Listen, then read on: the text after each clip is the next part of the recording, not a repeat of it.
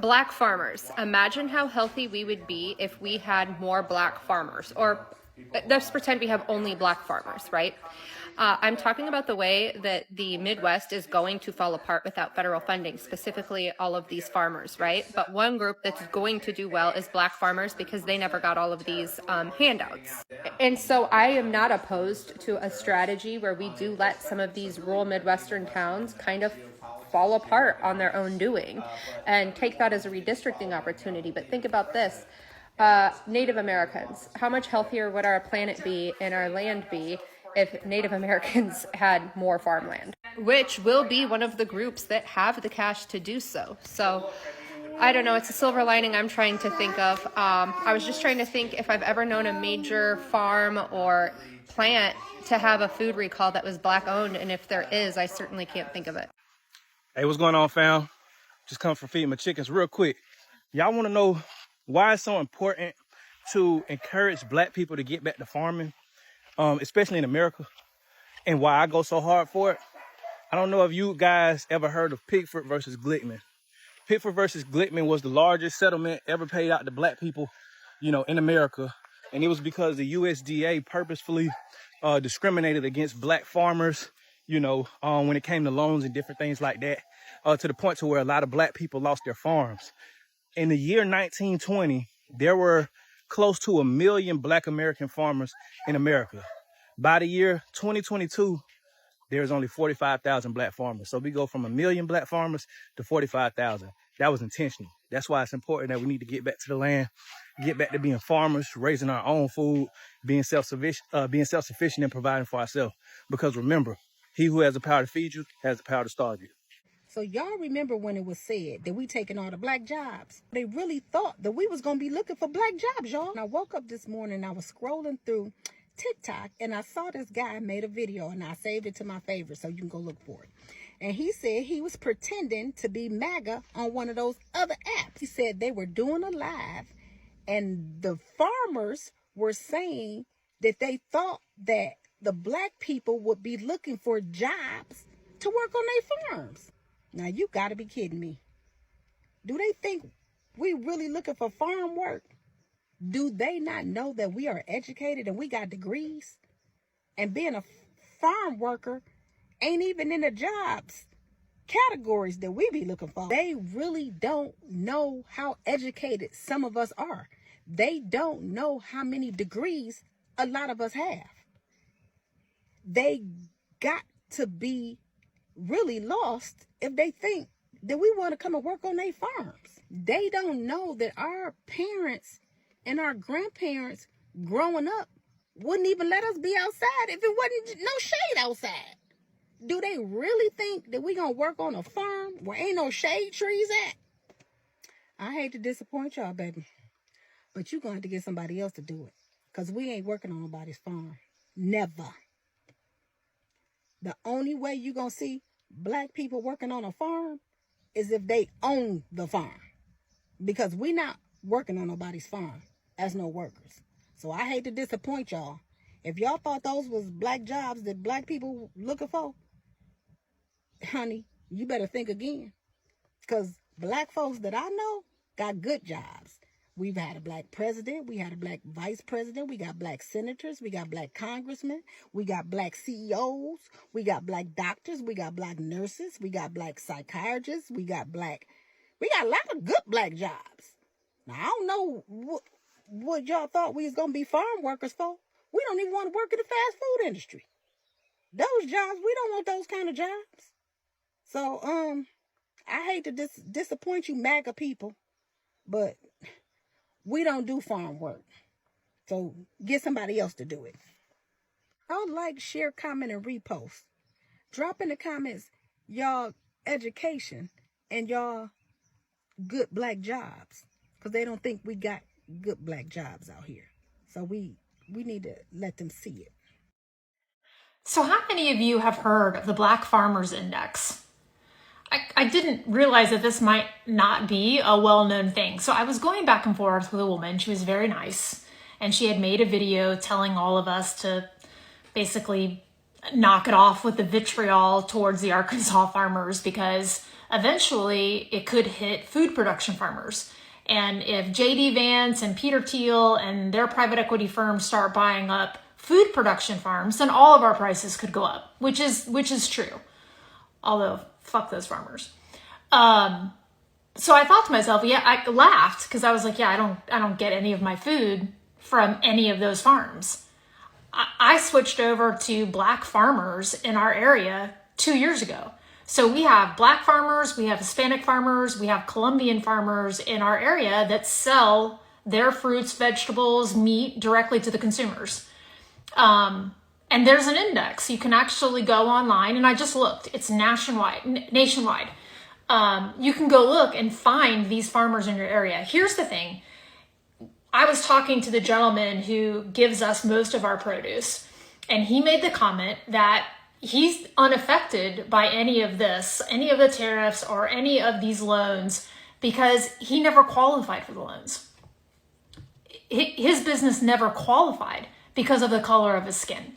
And not only that, he said he would never take a government loan because in his community, they've always known it's a scam.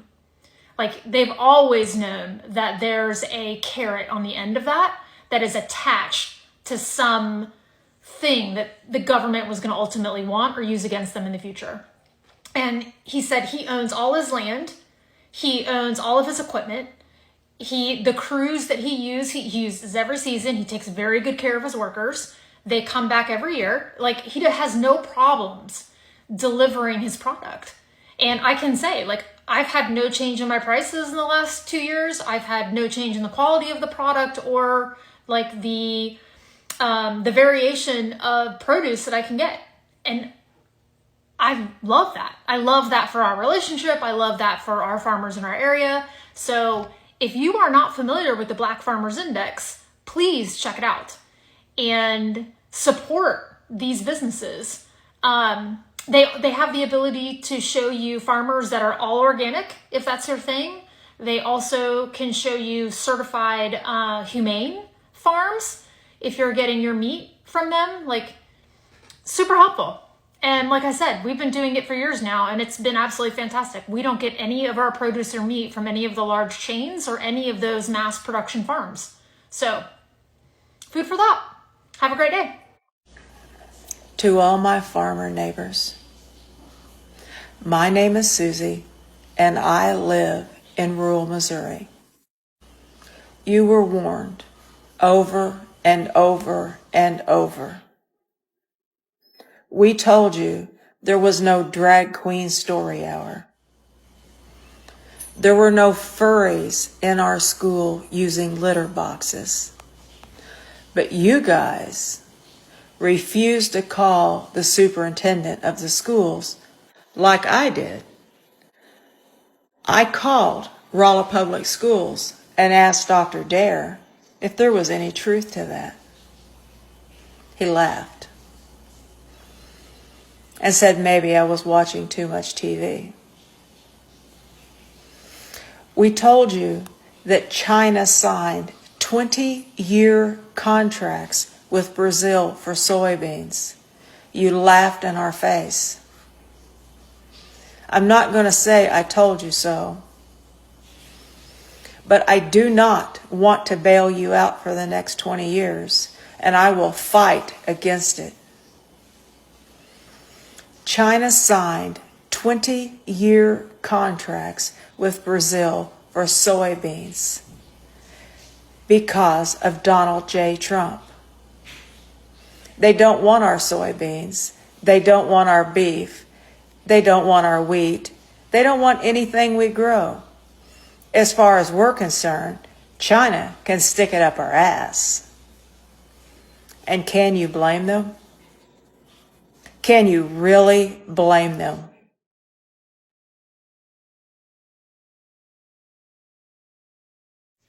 You're not going to believe this.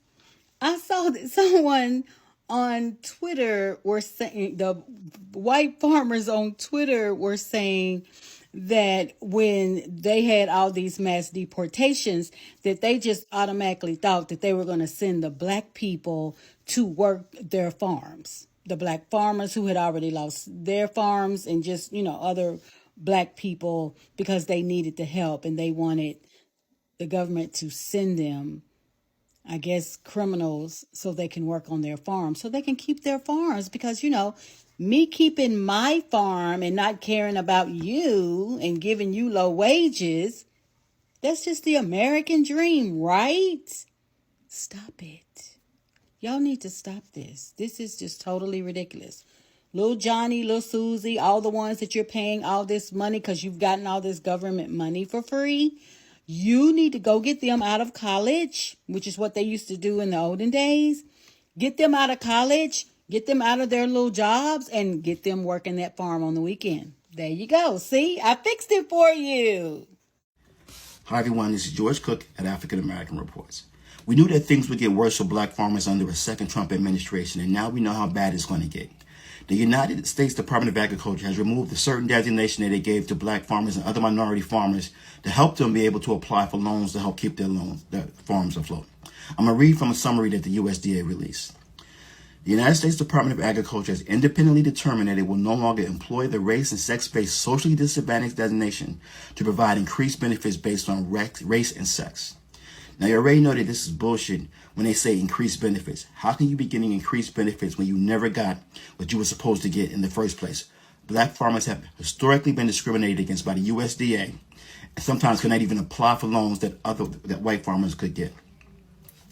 When black farmers are able to apply, they only get loans 36% of the time, while 76% of white farmers who apply have their loans approved. And even when black farmers' loans are approved, it can take longer for them to be processed. And even when black farmers do get help from the federal government, like the $2 billion President Biden tried to give them, white farmers sue to make sure that they can't get it. And to make matters worse, the money that will no longer now be going to minority farmers will be going to mid-sized and large farms owned by white farmers. So again, people, I keep telling you, elections have consequences and that Trump doesn't like black people. But some of y'all don't want to learn. Some of y'all don't believe shit stinks. Well, now you know it stinks. Goodbye and God bless y'all. Wait a minute. So farmers are suing Trump because they want their stimulus checks back. Oh, no. Y'all voted for this, remember? Elections have consequences, baby. So here's the tea. Joe Biden and Congress put grants together to give money to farmers. Trump gets in and what does he do? Cuts contracts, snatches the money, and leaves the farmers high and dry. But now the same folks who cheered him on are like, we want our money. Now let's connect the dots real quick on something. For decades, farmers have been living on government handouts, billions in subsidies to keep their farms afloat. While some of those same farmers turn around and point their fingers at families on food stamps. And they have the nerve to call them welfare queens. Nah, let's call it what it is.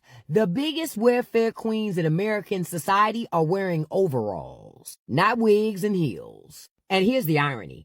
Farmers love to preach about pulling yourself up by your bootstraps. Well, guess what, farmers? Take your own advice. If you can't sustain your farm without taxpayer bailouts, maybe farming ain't your ministry, boo. Because my tax dollars and your tax dollars shouldn't be propping up businesses that can't sustain on their own. So no, farmers shouldn't get a dime. Elections have consequences and farmers are finally feeling it. What do you think? So should we keep footing the bill for people who keep vilifying other people who depend on assistance? Or is it finally time that farmers actually live by their own rules? Drop your thoughts in the comments because I want to hear if y'all truly are done funding America's real welfare queens. As black people, we don't have the luxury of waiting anymore. Some estimate over 13 million acres of farmland has been stolen from black people over the 20th century. Not just farmland. Imagine the potential wealth. Imagine the potential freedom. Imagine the potential generational wealth that has been ripped from the pockets of black people. I told you, sister, I'm glad you finally decided you were going. Yeah. I pushed over all this damn wood and I ain't got time to be buying no fence posts. These are the fence posts. Praise the Lord. Yep. And there's more shame right They give me 7 feet down there. The pros are you don't have to pay for these fence posts. And when you're dealing with a property of this size, to pay for this entire property to be not just fenced around, but also fencing in your food and then fencing in your animals and stuff like that. I mean, the price would just absolutely be insane. So It's a blessing to be able to have access to the material that you need. But one thing about it, you gonna work for it. You gonna fucking work for it.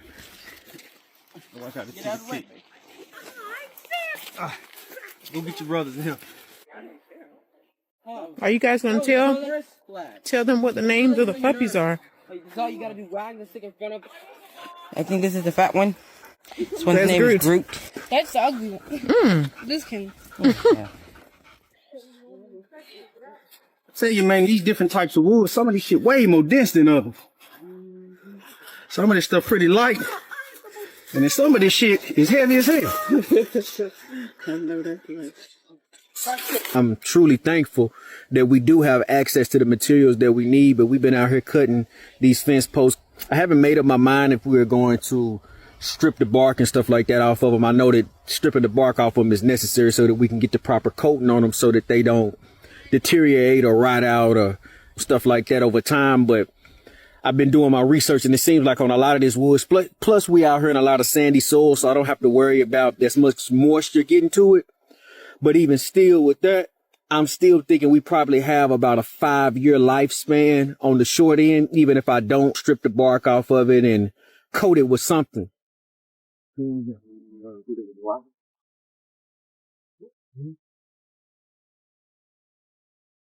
They have to understand it. The most precious resource that you have access to is brotherhood. I might not have enough alone. You might not have enough alone. But together, we have everything that we need.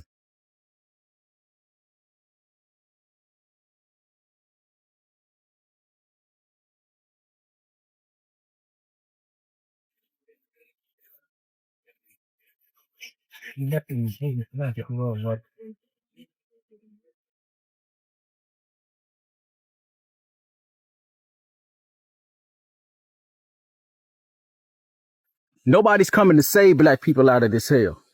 But what we do have is one another, and that's all we need to save ourselves.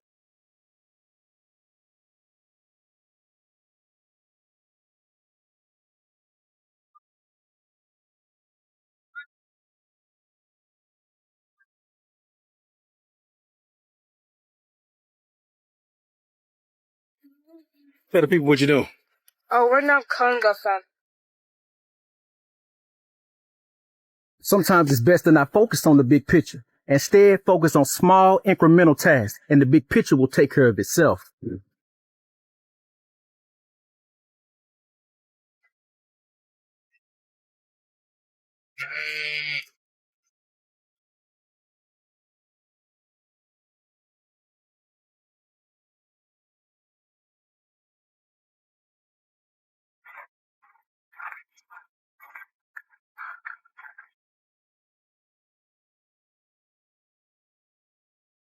Right here in Gary, Indiana. Yes, indeed. Brown Family Ranch, right here in Gary, Indiana. Something positive on the east side of Gary, 2246 Mississippi Street. Most people know it as King Drive.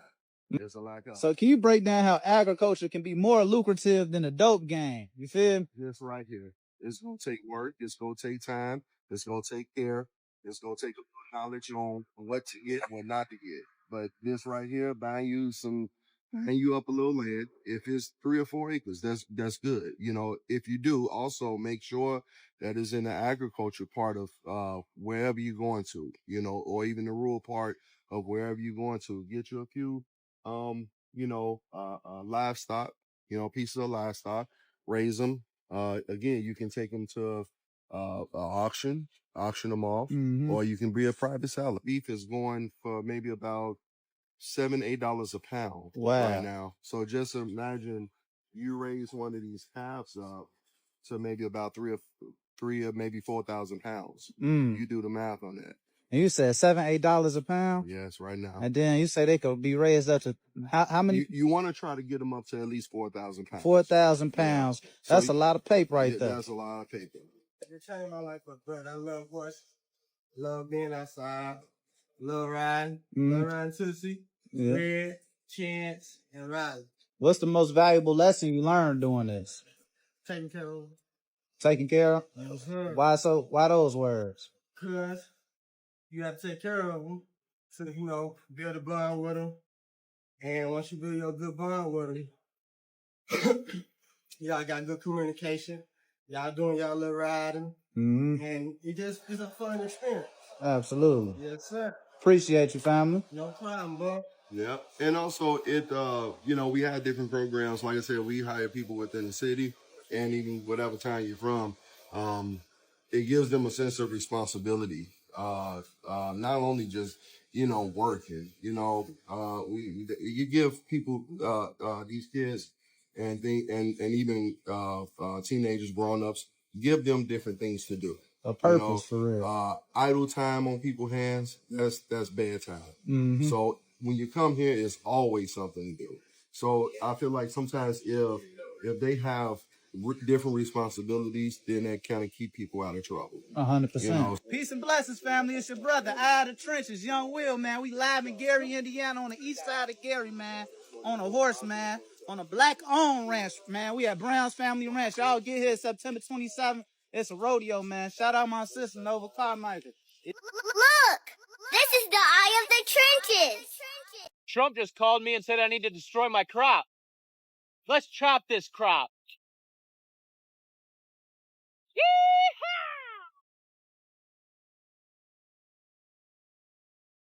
Yeehaw! See, nothing grew here.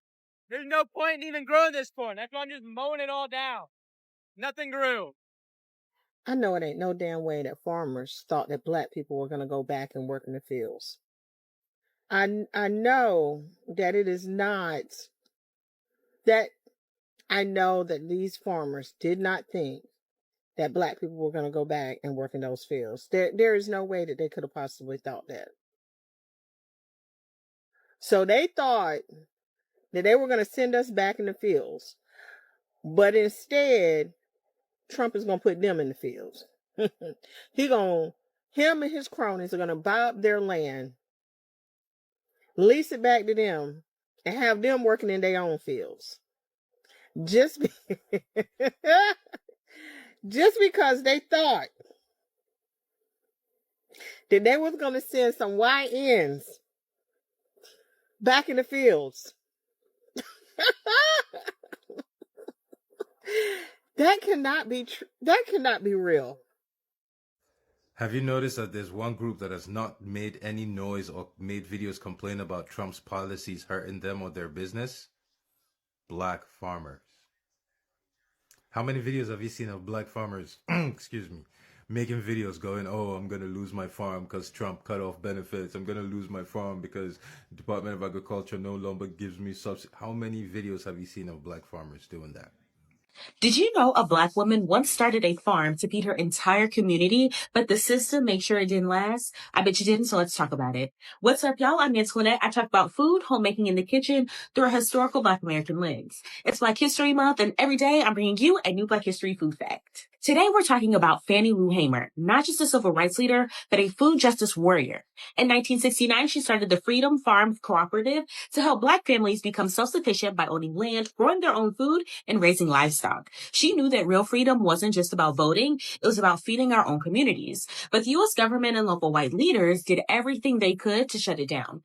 Banks refused to give loans, white businesses wouldn't sell seed or equipment, and the USDA blocked funding. And when Hamer tried to buy more land, local officials made sure the deals fell through. Eventually, the farm collapsed because of systemic racism, and Black land law still affects us today. In 1920, Black farmers owned 14% of the U.S. farmland. Today, less than 2%. And Black communities still struggle with food insecurity, something Fannie Lou Hamer fought to prevent. That's because black farmers have historically, till this day, been excluded from all government subsidies. So right now, every white farmer is learning how to survive the same way black farmers have been surviving. Like I said, what Trump was going to do was bring every white American down to the black American level. Welcome to nigga. She once said, if you give a hungry man food, he'll eat for a day. But if you give him land, he'll feed himself for a lifetime. And that's the Black History food fact you needed to know. Look at what you do to me. Since I don't show you love. Tatali, oh. You put me inside your konkoni. So them farmers really thought we was coming to get in them fields? Is that what I'm reading? Y'all really thought we was coming to get in those fields? It's funny when black people say stuff like over a year ago when we said that Donald Trump specifically saying that immigrants were coming over here to steal black jobs meant that him deporting them was supposed to open the door for us to get back in the fields. Of course, immediately, most people said, y'all are reaching. Now here we are. They are literally on Twitter, all over social media, complaining about the fact that we did not come into those fields. I get the unemployment rate is rising rapidly in the black community. I believe for us, it's about 7% compared to about 4.5% for just about any other demographic. But that also means that 93% of us have jobs. 93% of us are working. And 93% of us were never coming out into those fields to pick your stupid crops. Y'all are supposed to be the pick them up by their bootstraps people, right? Y'all are always the ones talking about earn this, that, hard work, this, that. But then y'all never want to do your own damn work. Y'all brought us over here, all right? We spent hundreds of years doing that stuff for free. We spent another 100 years after that with Jim Crow rights. We fought, bled, died, protested, did everything we possibly could to gain the rights that we have now. We live in this country, we work, we own businesses. We are not going back to your fields. Can y'all just let that shit go? Like, can y'all let it go? It ain't gonna happen.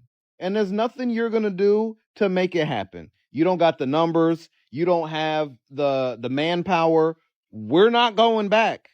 The experiment failed, okay? And now guess what's happening? Food is rotting in the ground because y'all really thought we was coming back out there. Thank you for watching Great Minds Blacks.